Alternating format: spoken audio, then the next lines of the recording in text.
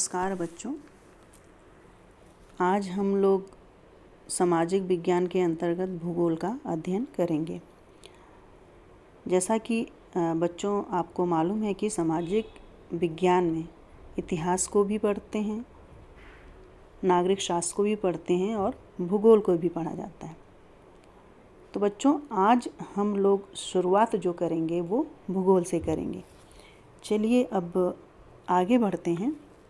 बच्चों ये आपका पाठ 3 है और पाठ का नाम है धरातल के रूप बदलने वाले कारक। इसमें हमें क्या पढ़ना है? आंतरिक कारक के बारे में पढ़ना है। तो बच्चों जैसा कि आपको मालूम ही होगा कि पृथ्वी का धरातल में जमीन सभी जगह एक जैसी नहीं है। पृथ्वी की ज़मीन जो है कहीं ऊंची है तो कहीं नीची है, तो कहीं पर्वत बने हैं तो कहीं पठार हैं तो कहीं मैदान हैं। तो इस तरह से जो है पृथ्वी की ज़मीन हमें दिखाई देती है। बच्चों महाद्वीपों की प्रमुख स्थलाकृतियाँ भी हैं। इनके बारे में जैसे पर्वत, पठार, मैदान, इनके बारे में आप पिछले चैप्टर में पढ़ भी चुके हैं। तो बच्चों जो स्थलाकृतियाँ जो सतह के पृथ्वी के आकार एवं आकृतियों को क्या कहा जाता है? स्थलाकृतियाँ कहा जाता है। तो बच्चों इन स्थलाकृतियों में क्या आता है? पर्वत आता है, पठार और मैदान। और चूँकि ज़मीन तो एक जैसी नहीं होती है, कई प्रकार की यहाँ पे स्थलाकृतियाँ पाई जाती हैं।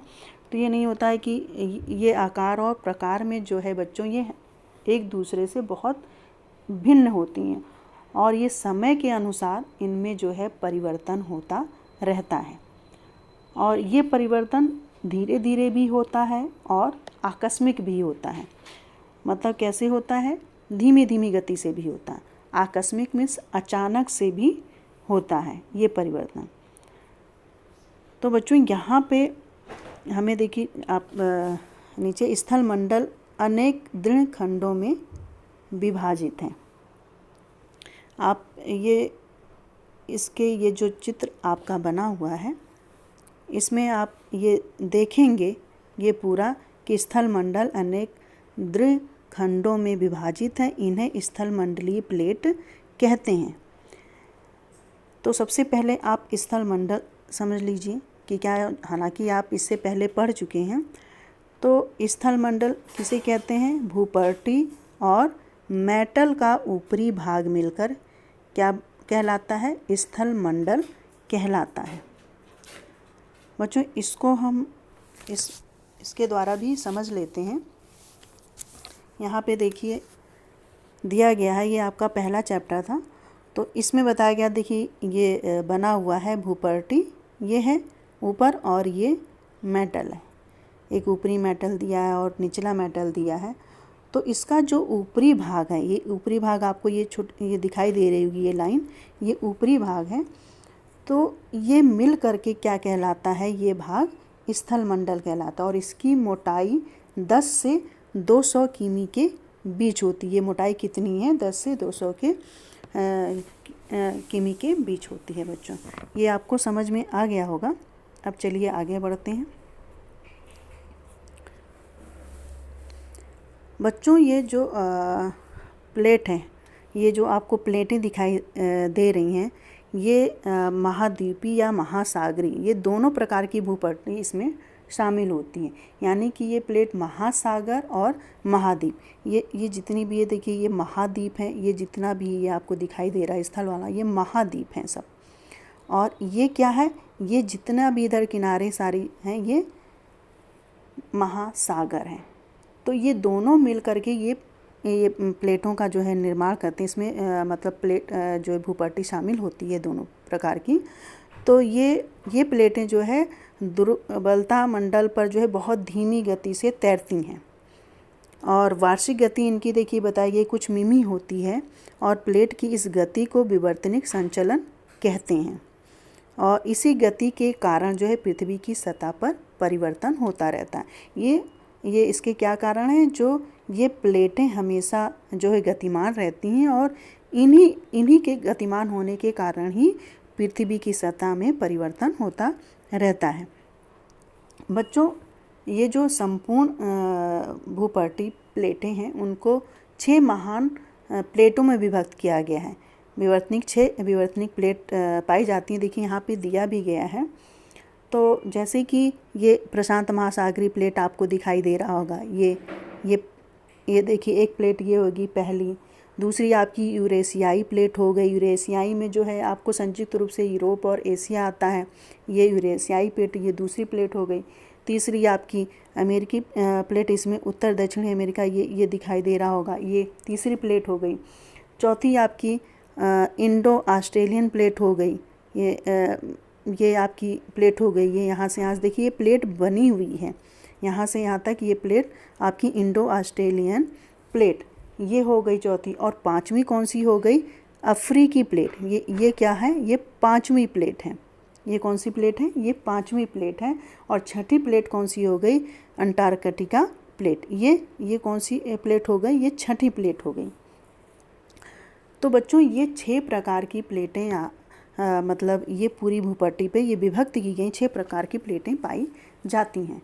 बच्चों, ये प्लेटें जो होती हैं एक दूसरे की तरफ या एक दूसरे की दिशा मतलब विपरीत दिशा में जो है गति करती हैं। मतलब आमने सामने भी गति करती हैं और विपरीत दिशा में भी गति करती हैं। तो ये प्लेटें दोनों तरह से गति करती रहती हैं और इसी गति के कारण ही पृथ्वी की सतह पर परिवर्तन जो है होता रहता है। और इसी वजह से क्या होता है कि कहीं ज़मीन ऊंची होती है तो कहीं जो है नीची होती है, कहीं पर्वत होता है तो कहीं पठार पाया जाता है। इस तरह की चीज़ें वहाँ पे हमें दिखाई देती हैं। तो बच्चों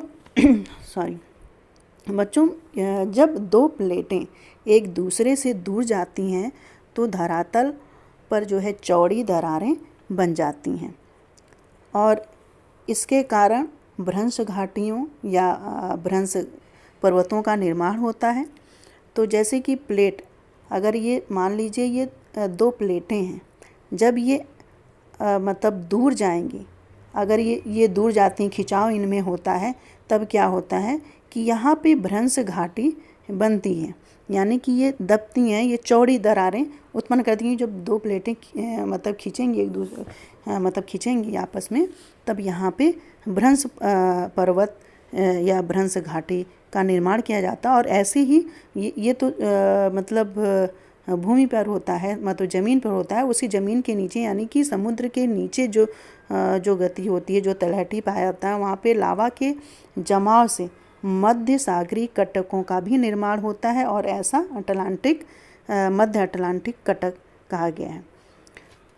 बच्चों, जब 2 प्लेटें एक दूसरे के करीब आती हैं तब मोड़दार पर्वतों का जो है निर्माण होता है।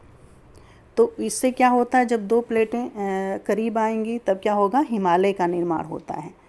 उसमें तो हमने बताया कि उसमें क्या हुआ कि दूर प्लेटें रहती हैं तो यहाँ पे भ्रंश घाटी का निर्माण होता है। और जब क्या कहते हैं पास आएंगी, मतलब करीब आती हैं प्लेटें एक दूसरे के, तो मोड़दार पर्वतों का निर्माण होता है। तो जैसे प्लेटों की यही गति जो है समुद्र के नीचे भी होती है, तो वहाँ पे महासागरीय गर्त का निर्माण होता है। और ऐसा ही गर्त कहाँ पाया गया है? मेरियाना गर्त पाया गया है। बच्चों, ये मेरियाना गर्त हम आपको बता दें, अभी इसी नक्शे में दिया गया है। तो यहाँ पे देखिए, ये प्रशांत महासागर है। तो मेरियाना गर्त कहाँ पाया गया है? प्रशांत महासागर में पाया गया। तो जो मेरियाना गर्त है आपका, जो जहाँ पे जिस स्थान पर, वो ये स्थान है। यहाँ पे कौन सा स्थान है? मेरियाना गर्त है बच्चों। मेरियाना गर्त मतलब बहुत गहरा है और इतना गहरा है कि आपका माउंट एवरेस्ट जो बहुत ऊंचा है वो इसमें समा जाएगा, लेकिन वो दिखाई नहीं देगा, इतना गहरा है। इसकी गहराई इतनी ज़्यादा है कि उसमें पर्वत जो है समा जाएगा, लेकिन दिखाई नहीं देगा। तो आपको समझ में आ गया होगा बच्चों ये। और आगे बढ़ते हैं। तो इससे जो है जो अधिकतर भूकंप तथा ज्वालामुखी विस्फोट की घटनाएं भी इन्हीं स्थानों पर घटित होती हैं, मतलब इन स्थानों पर। बच्चों, धरातल पर परिवर्तन लाने वाले बलों को हम उनकी प्रकृति के आधार पर 2 वर्गों में विभाजित करते हैं। पहला कौन सा वर्ग है? आंतरिक बल और बाह्य बल। तो हमें इस पाठ में जो पढ़ रहे हैं वो आंतरिक बल के बारे में पढ़ रहे हैं। हम किसके बारे में पढ़ रहे हैं? आंतरिक बल के बारे में। तो पृथ्वी के अंदर जो हलचल उत्पन्न होती है तो उसे क्या कहा जाता है? आंतरिक बल कहा जाता है। जो पृथ्वी के अंदर जब हलचल उत्पन्न होती है, और जब तुरंत जो है बाह्य बल किसको कहा जाता है? कि जब धरातल के ऊपरी भाग में, दूसरा बल क्या होता है? धरातल के ऊपरी भाग में कार्य करता है, और जो धरातल के अंदर कार्य करता है वो आंतरिक बल कहलाता है, और जो धरातल के बाहर काम करता है यानी कि ऊपरी भाग में काम करता है उसे बाह्य बल कहते हैं। तो ये 2 प्रकार के बल होते हैं, और यहाँ पे हमें किसकी चर्चा करनी है? आंतरिक बल की चर्चा करनी है। आंतरिक बल बच्चों ऐसे बल जो पृथ्वी के आंतरिक भाग में उत्पन्न होते हैं उन्हें आंतरिक बल कहते हैं, और ये 2 भागों में इनको विभाजित किया गया है आंतरिक बल को। तो आंतरिक बल दीर्घकालिक बल पहला, और दूसरा कौन सा हो गया? आकस्मिक बल। तो बच्चों दीर्घकालिक बल जो बहुत दिनों में दिखाई देता हो और करोड़ों अरबों वर्षों लग जाते हैं, और बहुत यानी कि धीमी गति से ये चलता रहता है, तो ये दीर्घकालिक बल। इसके 2 रूप हैं, वलन और भ्रंशन, जिसको हम अभी पढ़ेंगे। और दूसरा है आकस्मिक बल। तो बच्चों आकस्मिक बल अचानक यानी कि तुरंत हलचल पैदा होना, यानी तुरंत उसका रूप हमें दिखाई देने लगता है, और जब आकस्मिक बल लगता है तब भूकंप और ज्वालामुखी के रूप में ये दिखाई देता है। जब ये आकस्मिक बल लगता है तो हमें किस रूप में दिखाई देता है? ज्वालामुखी और भूकंप के रूप में हमें ये दिखाई देता है, जिसको भी हम आगे पढ़ेंगे। लेकिन अभी हमें क्या पढ़ना है? दीर्घकालिक बल पढ़ना है। तो बच्चों दीर्घकालिक बल, इस बल द्वारा परिवर्तन इतनी धीमी गति से होता है कि मनुष्य को इसका आभास नहीं हो पाता है।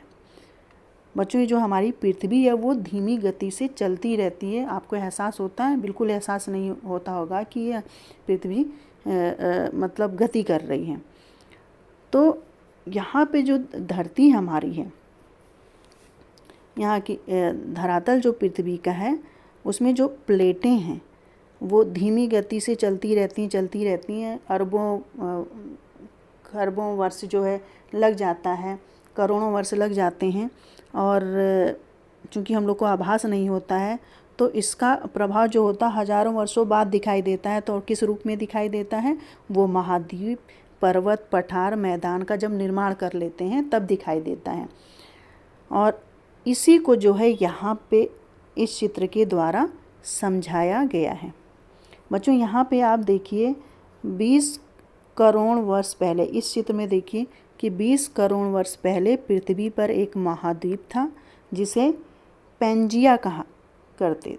क्या कहते थे? पैंजिया। और इसके चारों ओर पैंथालसा नाम का महासागर था। ये ग्रीन जो कलर का दिखाई दे रहा है ये महाद्वीप था। देखिए महाद्वीप था, ये पूरा सटा, इधर भी देखिए ये चित्र के द्वारा समझाया गया है। ये देखिए सटा हुआ है पूरा, सभी महाद्वीप सटे हुए हैं इसमें, और इसमें देखिए दूर किए हुए हैं, इसमें अलग अलग दिखाई दे हैं जो इस समय मतलब है लगभग उस तरह से दिखाया गया है, और यहाँ पे सटे हुए हैं पूरे। तो 20 करोड़ वर्ष पहले जो पृथ्वी का रूप था वो ऐसा था। ये आपको दिखाई दे रहा होगा बच्चों कि पृथ्वी का रूप कैसा था? ऐसा था। सब महाद्वीप जो है एक दूसरे से सटे हुए थे, और इसको क्या कहते थे? पैंजिया कहते थे। और ये जो सागर, ये सागर दिखाई दे रहा है, तो इसका क्या नाम था? पैंथालसा नाम था। तो ये आपको समझ में आ गया होगा कि हमारी पृथ्वी पहले कैसी थी। और फिर इसके बाद ये देखिए, अब आइए दूसरे चित्र में आइए। तो पृथ्वी की प्लेट के खिसकाव के कारण नए नए महाद्वीपों एवं महासागरों का निर्माण हुआ और पृथ्वी वर्तमान स्वरूप में आई। यानी जब पृथ्वी पर प्लेटों का देखिए खिसकाव हुआ, तो आप ये देखिए प्लेटों का खिसकाव हुआ ना, यहाँ पे आप इस चित्र के द्वारा समझिए। देखिए ये प्लेटें इधर चली गईं, ये जो प्लेटें थी वो इधर, ये प्लेटें इधर चली गईं, और इधर देखिए, इधर ये आपको दिखाई दे रहा होगा, ये इसके ये आपको दिखाई दे रहा होगा। ये देखिए अफ्रीकी प्लेट दिखाई दे रही होगी आपको, ये इधर जो है अमरीकी प्लेट दिखाई दे रही हो, ये यूरेशियाई प्लेट है।